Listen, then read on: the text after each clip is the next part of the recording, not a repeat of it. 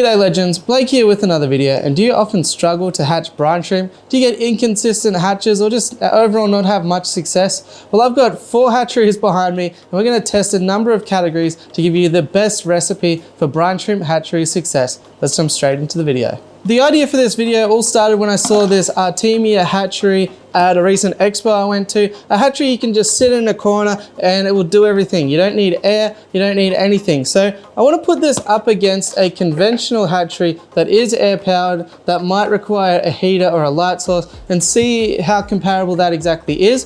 But first of all, I want to figure out the best recipe to get that happening. I want to set these guys up for best success to really put them to the test.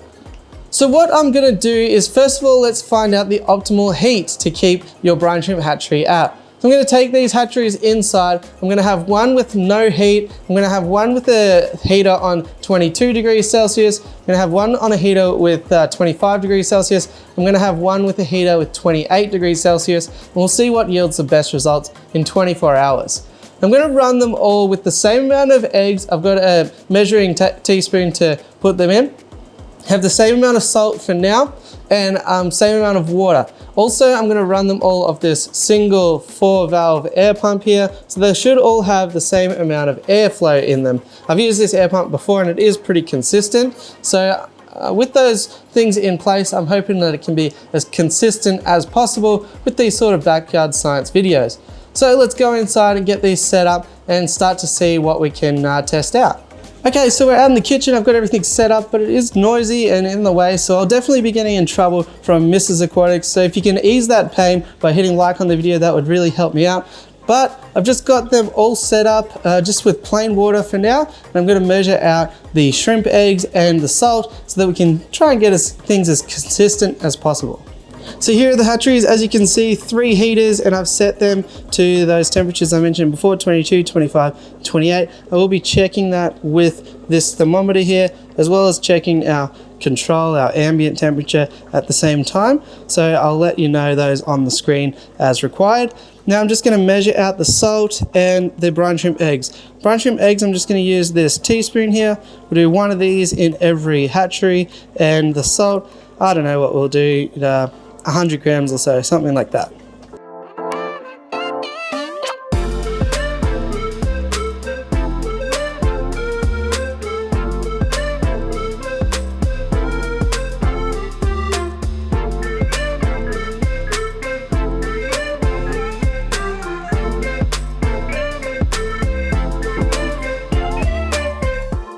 Okay, so we're off and running now. We've got our hatcheries bubbling away, and I ended up putting in 300 grams of salt and 1 scoop of brine shrimp eggs per hatchery. I also topped up the water just to be consistent so that we'd have a good dissolution rate of the salt in each hatchery. Now the reason we're going to check back in 24 hours is because that's the time period that I believe most people want their brine shrimp hatched within, because when you think about it, you want to feed your brine shrimp out every single day, right? So you want to find out the optimal ingredients for a 24-hour hatch, I believe. So that's what we're going to do here. So we'll check back in 1 day's time. All right, so it's 24 hours later now, and we've got our 4 brine shrimp hatcheries. Overnight, the temperature of the one without the heater got to about 20 degrees Celsius, maybe 18 overnight. It was quite a chilly night, so 18 to 20 degrees Celsius on that one. Now let's turn the air off and check out how the results are panning. Also, I do just want to disclose that this 25 degrees Celsius one, the heater on that I had a few dramas with, swapped it out and swapped in this new one after trying a few different ones and the temperature just not being right. So if this result is significantly worse than either of these 2 beside it, then that's probably why. So there might be a bit of an error in the results there, but we'll take a look anyway. Okay, so now with the air off and everything settled, we can see quite a clear linear improvement. So the unheated or 20 degrees Celsius one, 18 to 20, has, the most amount of unhatched eggs, and brine shrimp kind of just coming a little bit above the stand. We've also got Harry here, my hatched brine shrimp egg.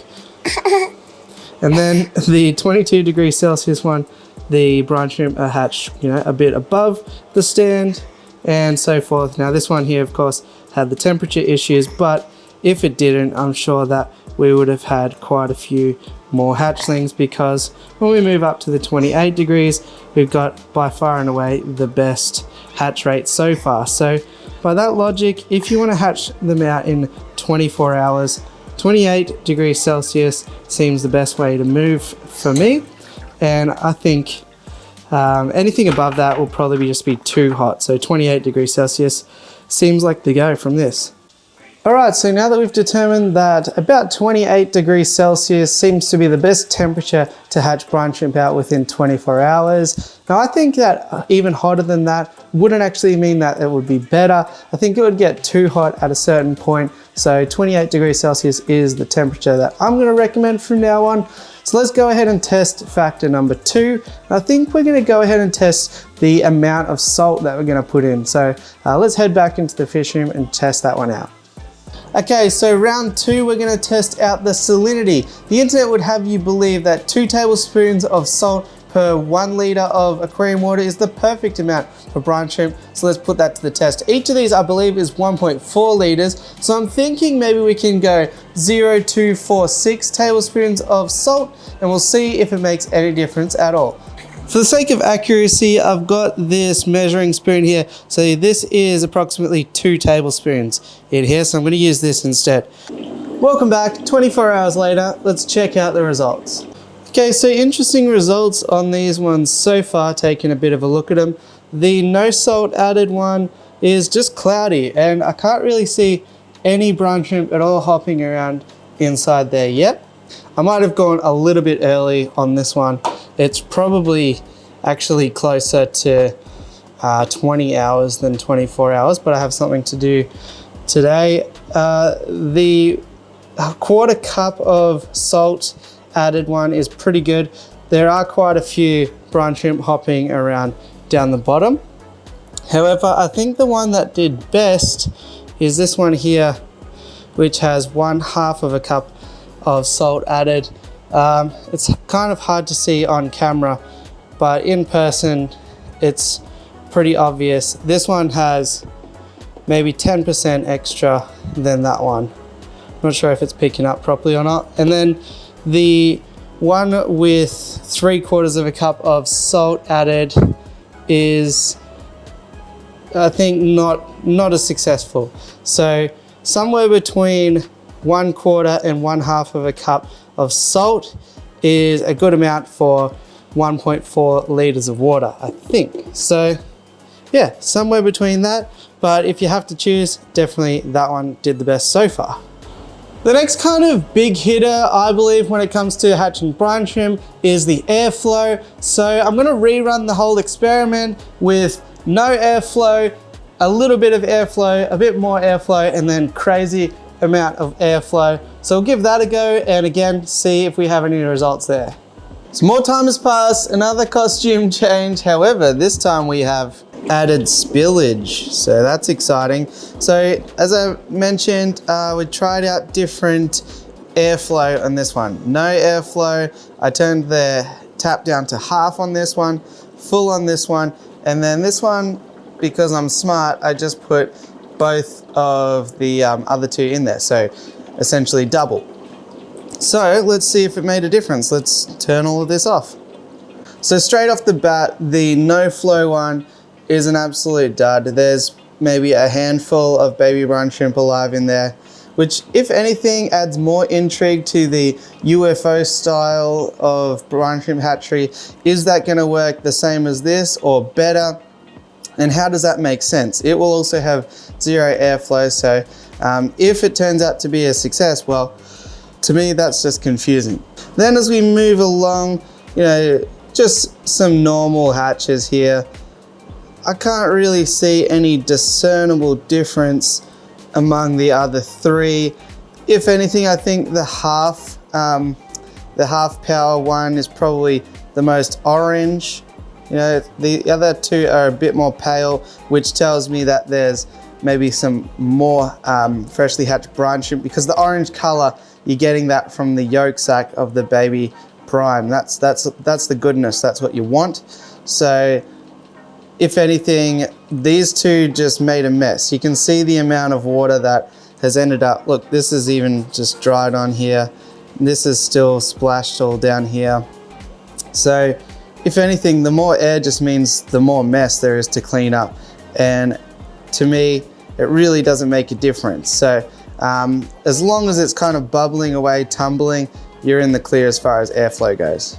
So by now we know temperature does make a difference, salt content does make a difference, airflow to some extent makes a difference. So long as you've got some, it doesn't really need to be, crazy in there.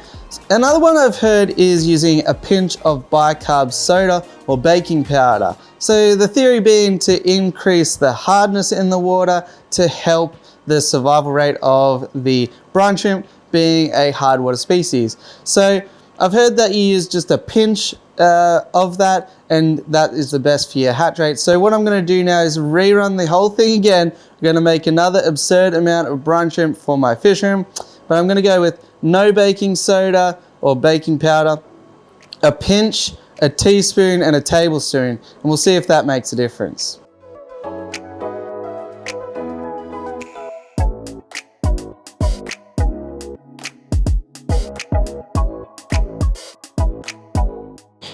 Okay, 24 hours later, and let's see what we've got. So first of all, this one here with the, we'll call it a tablespoon of bicarb soda, it has not done well at all. I thought it just didn't really dissolve properly, but you can quite clearly see there absolutely no signs of life. And that there's probably a reason for that. And the pH in there has got to be insanely high.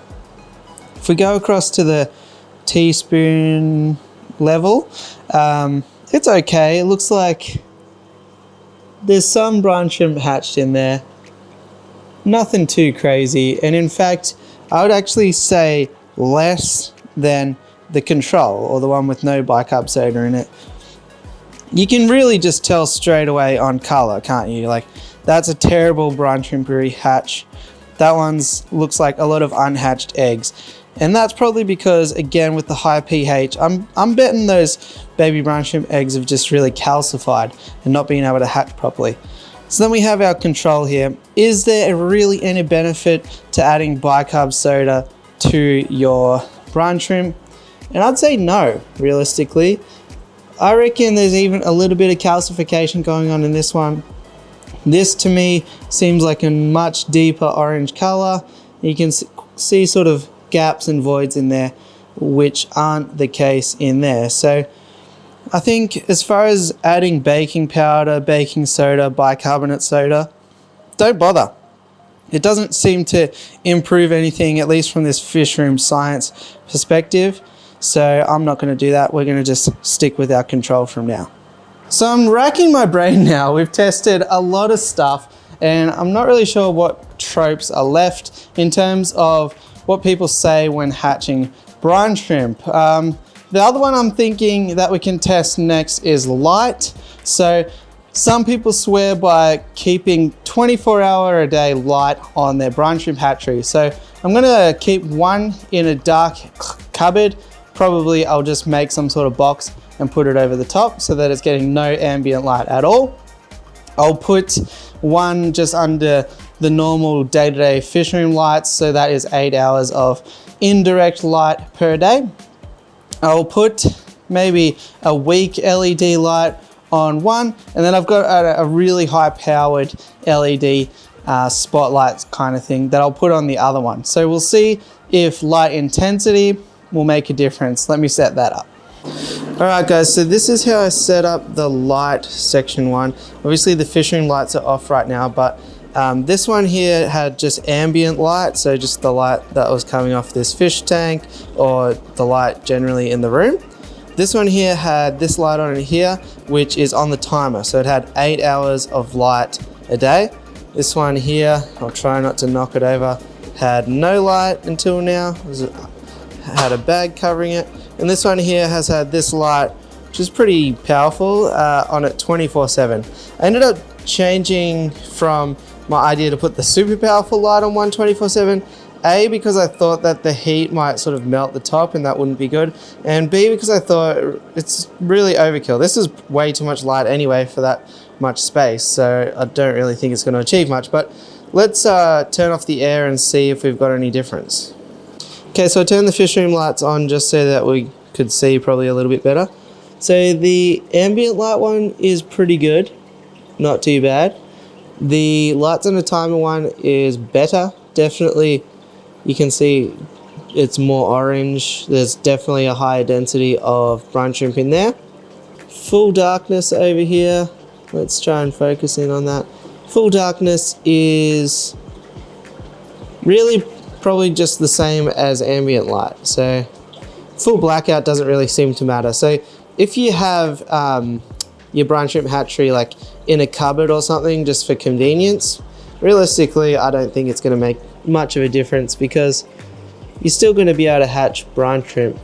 And then light overkill here. This probably also provided a bit of extra heat, I'm thinking. It's not too warm really.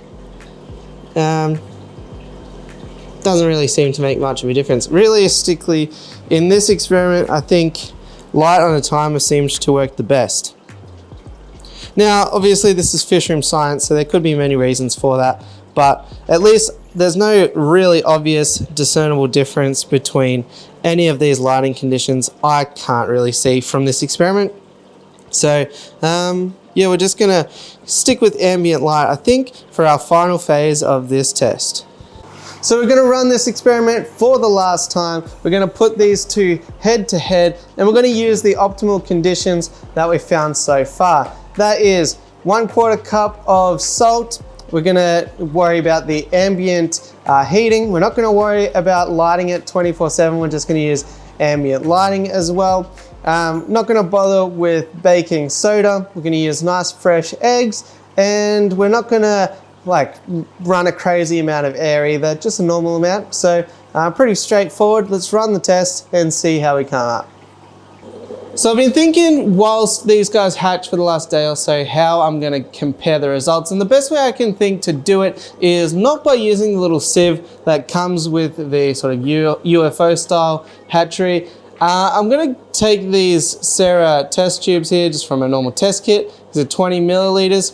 I'm going to take a pipette, draw out 20 milliliters of brine shrimp from the center. You can see I've got a little light here just to attract the most shrimp to the middle. Probably not necessary, but I figure it can't hurt anyway. But I'm going to do the same thing to the other one. So yeah, I'm going to draw 20 milliliters out from the center here, and then I'm going to put the light underneath this one when the air is off, attract most of them to the bottom there. We're going to draw out 20 milliliters of sort of the concentrated brine shrimp at the bottom of the hatchery, and we're going to have a bit of a look at how that turns out. But realistically, both are really simple methods and something that most fish keepers should be doing every day. So let's see if there is an overall king or queen to crown at the end of this. So I'll just draw out 20 milliliters from sort of the center of the sieve. I'll do a bit high, a bit low, and all that sort of stuff. Oh, okay, I've done a bit more, so I'm going to go up to the Sarah label. Overall, I mean, quite a few of the eggs hatched out, so it's really a pretty good piece of gear if you don't have an air pump available. So it's not like if the other one does better than this, I'm saying that this is useless or that even I will never use it again. There's times where you don't want to dig out an air pump and get a whole big batch of brine shrimp going. So something like this, sit it on the bench for a couple of days or a day or so, and you got brine shrimp ready to go. Okay, time now to harvest the Zis. So as you can see, just turn the air off. Similar situation, put a light under it for about 5 minutes or so. And now I'm just gonna try and carefully lift it up.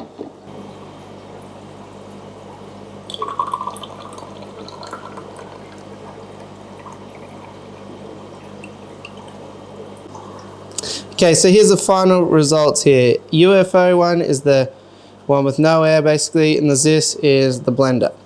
So as you can see, for me, quite dramatic results. That is the UFO style, and this is the Zis. All my lights are dying on me, but you can see some quite dramatic results here. UFO style, I mean, it's definitely a good feeding. You could feed a good little tank with that, no problems at all.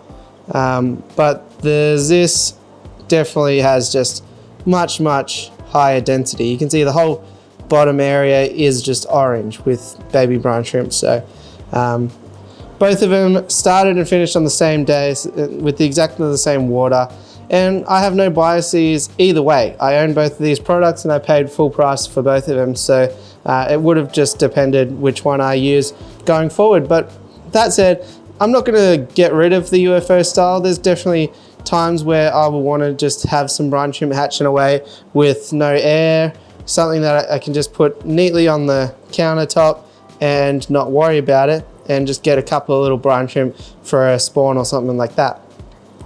However, definitely goes to show that the old school way of hatching brine shrimp still has its merits. So there you go, guys, that is my best attempt at quantifying the best way to hatch brine shrimp. A few disclaimers: obviously I only ran every test once, and you get far more accurate results running things multiple times, just to make sure that there's no little differences in the testing conditions. This is fish room science, and as it is, this process took me well over a month. I used a whole batch of eggs, like nearly 300 grams. So, you know, it wasn't an easy video for me to put together. So if it has given you some value, please like, subscribe, and do anything you can to help me out.